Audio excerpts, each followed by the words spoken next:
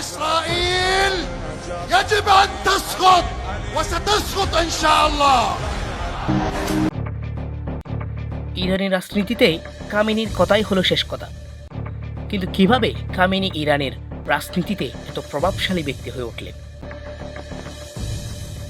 Khamenei 1939 সালের 15 জুলাই ইরানের মাশহাদে জন্মগ্রহণ করেন। তিনি মা বাবার অষ্টম সন্তানের মধ্যে দ্বিতীয়। তার পুরো নাম সৈয়দ আলী হুসাইনি খামেনি। 1963 সালে তিনি ইসলামী কার্যকলাপের সাথে জড়িত হওয়ার ফলে প্রথম কারাবরণ করেন। 1960-70 দশকে খামেনি রেজা পাহলভির স্বৈরশাসনের বিরুদ্ধে আওয়াজ তোলেন এবং একাধিকবার গ্রেপ্তার হন। 1979 সালে ইসলামী বিপ্লবের পর তিনি সংস্কার কমিশনের সদস্য, উপপ্রতিরক্ষামন্ত্রী, সংস্কার রক্ষী বাহিনীর সেনাপ্রধান, তেহরানের ইসলামী বিপ্লবের ধর্মীয় নেতা ও ইসলামী সংসদের স্পিকার হিসেবে দায়িত্ব পালন করেন। 1981 সালের একটি হত্যা চেষ্টা থেকে তিনি ভাগ্যক্রমে বেঁচে যান।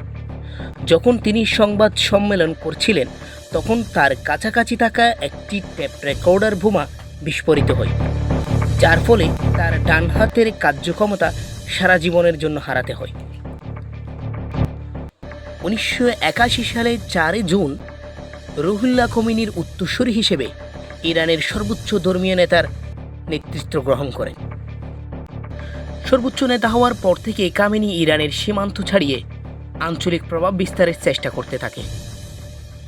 তার নেতৃত্বে এক্সিস অফ রেজিস্ট্যান্স নামে একটি মিত্র গোষ্ঠী গড়ে তোলেন, যা লেবানন থেকে ইয়েমেন পর্যন্ত বিস্তৃত।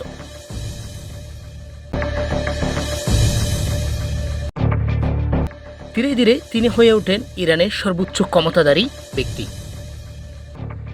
খামেনি শুধু ধর্মীয় নেতা নয়, তিনি ইরানের সর্বোচ্চ সামরিক, রাজনৈতিক ও বিচারিক ক্ষমতার অধিকারী। ইসলামিক বিপ্লবী গার্ড বাহিনী, সেনা, নৌ ও বিমান বাহিনী সরাসরি তার নির্দেশেই পরিচালিত হয়। বিচারপতি নিয়োগ, বিদেশ নীতি ও পারমাণবিক কৌশল নির্ধারণ, সামরিক সিদ্ধান্ত গ্রহণের ক্ষেত্রে তিনিই সর্বোচ্চ। 2004 সালে পারমাণবিক ঘোষণার পর থেকে খামেনি মার্কিনীদের চক্ষুশূল হয়ে ওঠে।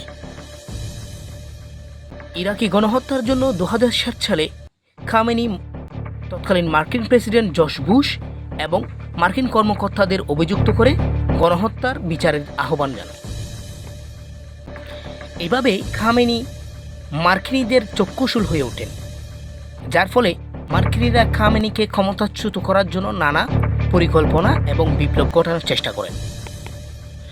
সম্প্রতি ফিলিস্তিন এবং ইসরায়েল যুদ্ধে তিনি ফিলিস্তিনের পক্ষে সরাসরি অবস্থান গ্রহণ করেন। মার্কিন প্রেসিডেন্ট ডোনাল্ড ট্রাম্পের প্রস্তাবিত পারমাণবিক চুক্তি প্রত্যাখ্যানের ফলে পশ্চিমাদের অন্যতম বিরাগভাজন হয়ে ওঠে খামেনি।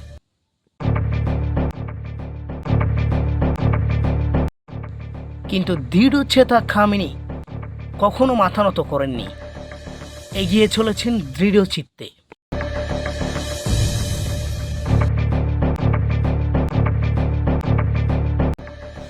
মধ্যপ্রাচ্যে ইসরায়েল কিংবা মার্কিনীদের গলার কাটা হিসেবে খামেনি এগিয়ে চলেছেন এক অপ্রতিরোধ্য গতিতে।